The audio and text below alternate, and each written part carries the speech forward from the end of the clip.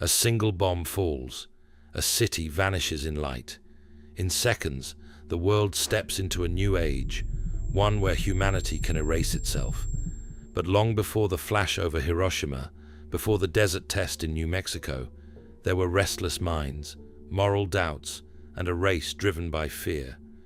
Today, we're going to find out, how did a scientific breakthrough turn into the deadliest weapon on Earth? Why did physicists believe they had no choice but to build it? Could the war have ended differently if one country had gotten there first? And how did secrecy, politics, and ambition reshape the modern world? Let's rewind. Everyone remembers Hiroshima and Nagasaki. Far fewer know the machine behind them. The Manhattan Project wasn't just a lab in the desert. It was an industrial empire built in secret.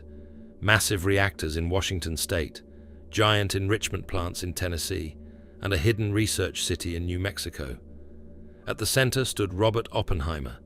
Brilliant, complicated, not a Nobel Prize winner, not a military man, but the person chosen to lead the most dangerous scientific project in history. This wasn't just about physics, it was about responsibility. In 2008, scientists modeled a limited nuclear war between India and Pakistan, just 100 Hiroshima-sized bombs each. The estimate, around 20 million dead immediately. But that was only the beginning. Smoke from burning cities could block sunlight, cool the planet, collapse agriculture, and push up to 1 billion people toward famine. And that's from a regional war, not a global one. At one point during the Cold War, the world stockpiled around 70,000 nuclear warheads. Only a fraction would be enough to destroy civilization. Nuclear weapons were supposed to prevent war through deterrence. Instead, they turned into symbols of power. As Danish physicist Niels Bohr warned, nuclear weapons may belong to individual nations, but their consequences belong to humanity. Oppenheimer believed something unsettling. Major discoveries don't happen because they're useful. They happen because they're possible. If something can be built, eventually someone will build it. That belief would define his life. The making of Oppenheimer. Born in 1904 in New York City to wealthy German Jewish parents, Oppenheimer grew up surrounded by art and intellectual curiosity. He was precocious, intense, and restless. At Harvard, he devoured subjects far beyond physics. Later, he studied in Europe under pioneers of atomic research. He wasn't a natural experimentalist. In the lab, he struggled. In theory, he thrived.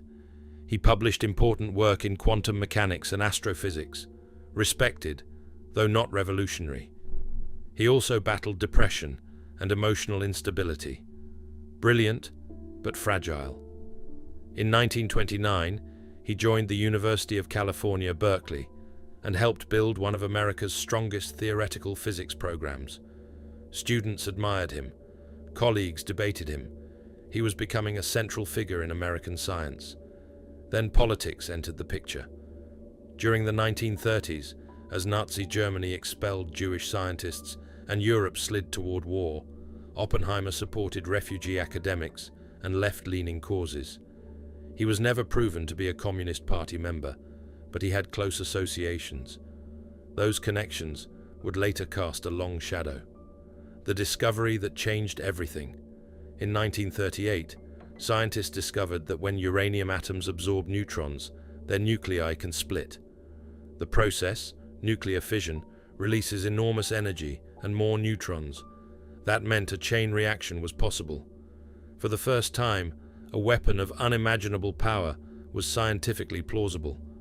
At first, many physicists dreamed of limitless clean energy. But by 1939, with Hitler expanding across Europe, the fear was different. What if Nazi Germany built the bomb first?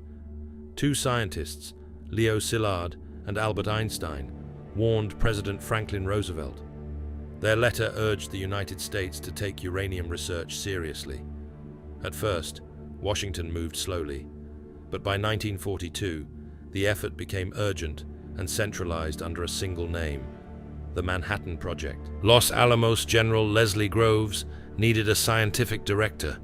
His choice surprised many. Oppenheimer, 38 years old, no Nobel Prize, politically controversial, but intellectually unmatched in range and vision. Oppenheimer proposed gathering the best minds in one isolated location. That place became Los Alamos, New Mexico. Scientists arrived with families. Mail was monitored. Phones were tapped. Secrecy was absolute. Pre-war science had been international and open. Now it was classified and compartmentalized.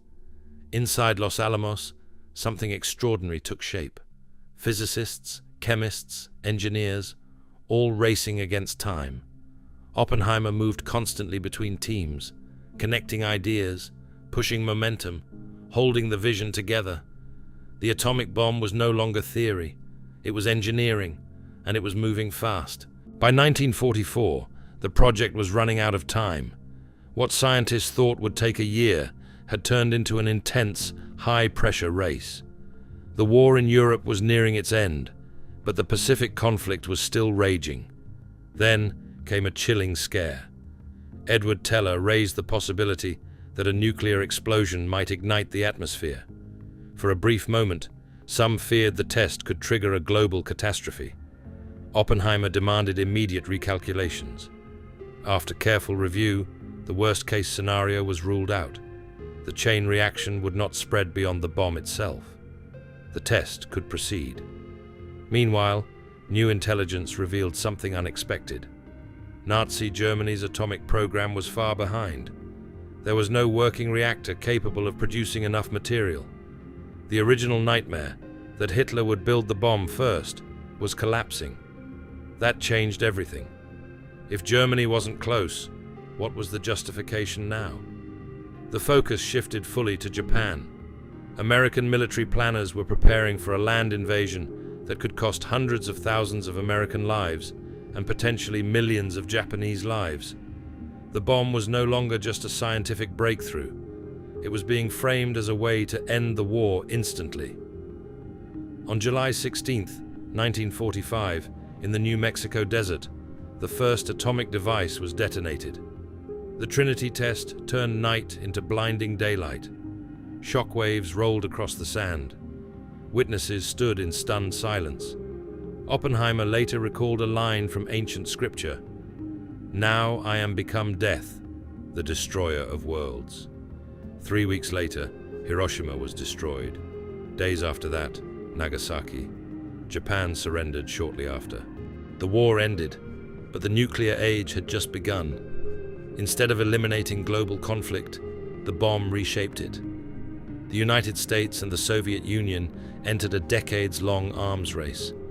At its peak, the world held tens of thousands of nuclear warheads, enough to destroy civilization many times over. Oppenheimer, once celebrated as a national hero, began publicly questioning nuclear expansion. He opposed the development of the hydrogen bomb. During the height of Cold War paranoia, his past political associations were used against him. In 1954, his security clearance was revoked in a highly publicized hearing. The man who helped build the bomb was pushed out of power. He spent the rest of his life reflecting on what had been created.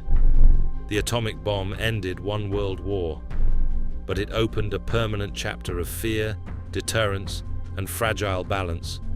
A world where peace depends not on trust, but on the certainty of mutual destruction. Live in the moment, subscribe, and I'll see you soon.